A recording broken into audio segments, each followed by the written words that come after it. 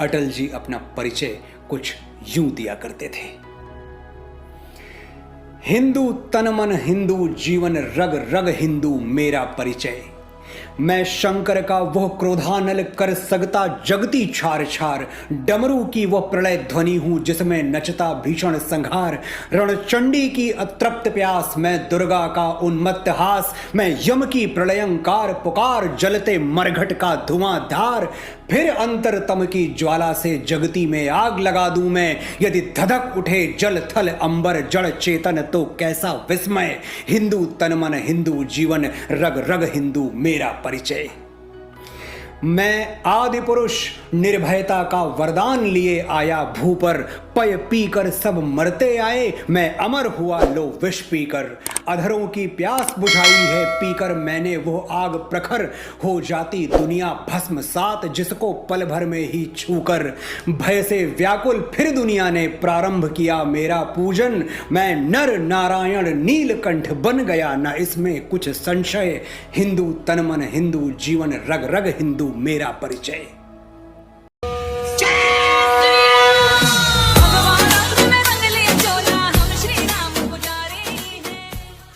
शेर तो औरंगजेब मनत रायला, सचमुच छावा है छावा शेर का।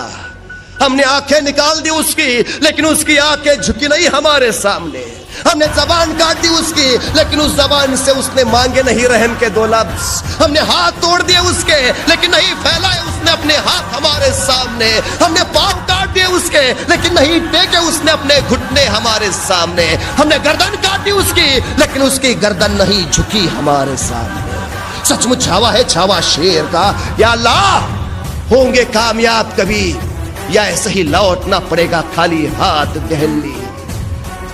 खून हमारा गरम है, हिंदू हमारा धर्म है। हिंदुओं में ना है एकता, कुछ लोगों को ये भरम है। बदल दो उनकी सोच को, पड़ जाए उनको सोचना। पहले पूरा गाना सुनो, अब बंद करो आलोचना।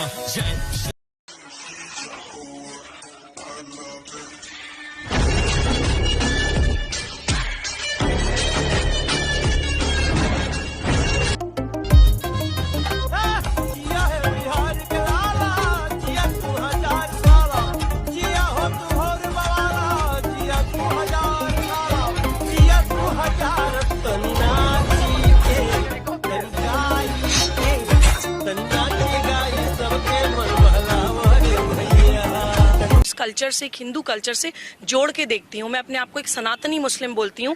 मैं आप लोगों से भी बोलना चाहती हूँ, आप जैसे यूथ से भी बोलना चाहती हूँ, हिंदू युवाओं से भी बोलना चाहती हूँ कि आप लोग सो कॉल्ड सेक्युलरिज्म और लिबरलिज्म और इन सब चीजों के नाम पे आप खुद भी तो अपने धर्म से इतना भटक गए हैं कि आप लोगों ने मौका दिया है उन लोगों को आपका धर्म खत्म करने का। When was the last time you went to a temple? कब गए थे आप आखिरी बार मंदिर? यहाँ जितने लड़के खड़े हैं, आप कब गए थे आखिरी बार मंदिर? आपने कब अपना कोई ग्रंथ उठा के पढ़ा था? आप में से कितने लोग हैं जिन्होंने भगवत गीता मायने से पढ़ी होगी या उन्हें पता होगा कि हाँ किस श्लोक का क्या मतलब है? कितने लोग हैं? थोड़ा मनन करिए, ठीक है। सामने वाले तो गलत हैं ही, लेकिन उनको जो ताकत मिल रही है, उनका जो एक्सट्रीमिज्म है वो बहुत सिस्टमैटिकली चलता है। उनका एक्सट्रीमिज्म बहुत सिस्टमैटिकली, एक छोटे बच्चों, अभी मैंने निजामुद्दीन जुग्गी के बच्चों के साथ एक लाइव वीडियो करी थी कि उन बच्चों को कैसे बचपन से सिस्टमैटिकली भारत से तोड़ा जाता है। उनको बोला जाता है कि तुम होली खेलोगे तो तुम्हारी बॉडी का गोश्त काट दिया जाएगा, अगर तुमने हिंदू के से समोसा खा लिया वो उसमें जहर मिला के तुम्हें खिला देंगे। इस तरह की बातें उन्हें बताई जाती हैं। तो पहले उनको अलगाववाद सिखाया जाता है, अलगाववाद से वो कट्टरवाद पे पहुंचते हैं, कट्टरवाद से वो आतंकवाद पे पहुंचते हैं। तो मैं हिंदू से भी अपील करना चाहती हूँ कि वो नेगेटिव एक्सट्रीमिज्म को आप अपने पॉजिटिव एक्सट्रीमिज्म से काउंटर करिए। आप अपने अंदर एक राष्ट्रवाद की भावना जगाइए, आप अपने हिंदू कल्चर के लिए एक मोहब्बत जगाइए।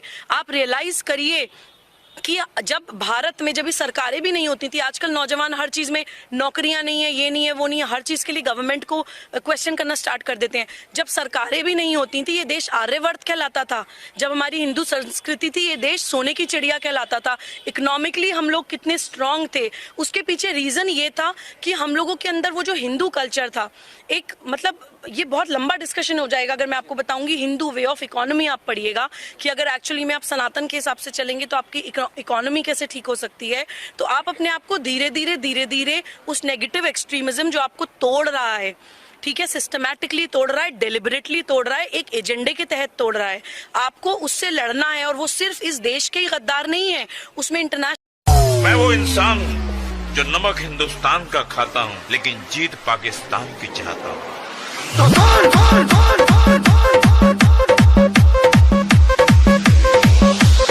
मैं इस देश का हनुमान हूँ और ये देश मेरा नाम है। सीना चीर के दिखा दूंगा, अंदर बैठा हिंदुस्तान है, बैठा हिंदुस्तान है। आपकी जमीन नहीं जाएगी, आपका एमएसपी नहीं जाएगा, आपकी मंडी नहीं जाएगी। अब किसान अपनी फसल पूरे देश में कहीं भी बेच सकता है। अब किसान को अच्छे दाम मिलेंगे, वो मंडी के बाहर कहीं भी बेच सकता है।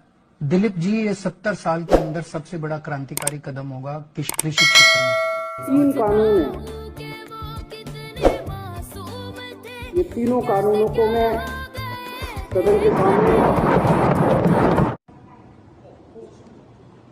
गठबंधन कर लो, पहली फुर्सत में निकल। उन्होंने लगभग मना कर दिया।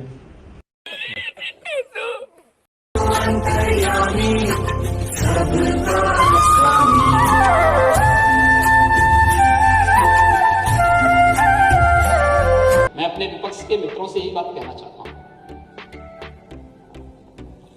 मैं श्लोक और मंत्र तो बोल सकता हूं, लेकिन शायर जानता नहीं, शायरी जानता नहीं। लेकिन इतना मैं जरूर कहूंगा कि चमन को सींचने में कुछ पत्तियां झड़ गई होंगी। यही इल्जाम लग रहा है हम पर बेवफाई का।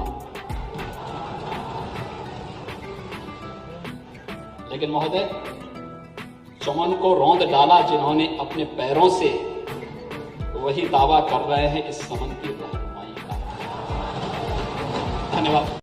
मोदी जी के बारे में मैं इतना जरूर कहना चाहता हूं मित्रों, मैं लंबे अरसे से उनके साथ काम कर रहा हूं। 20 साल से नरेंद्र मोदी जी ने एक भी छुट्टी नहीं ली है। 20 साल तक अहर्निश काम, छुट्टी नहीं ली है, इतना ही पर्याप्त नहीं है।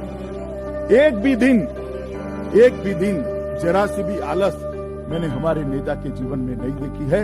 24 घंटों में 18 घंटे काम करने वाला नेतृत्व आज एनडीए को प्राप्त। इतने लंबे सामाजिक कार्यकर्ता और राजनीतिक कार्यकर्ता के कैरियर में एक भी दाग लगाए बगैर दोबारा देश का प्रधानमंत्री बनना, वो बताता है कि हमने एक पारदर्शी नेता को देश ने चुनने का काम किया है। दीदी क्या हुआ, तबीयत खराब है? हमको डीजल कार सूट नहीं करता, उसमें बिठा दिया।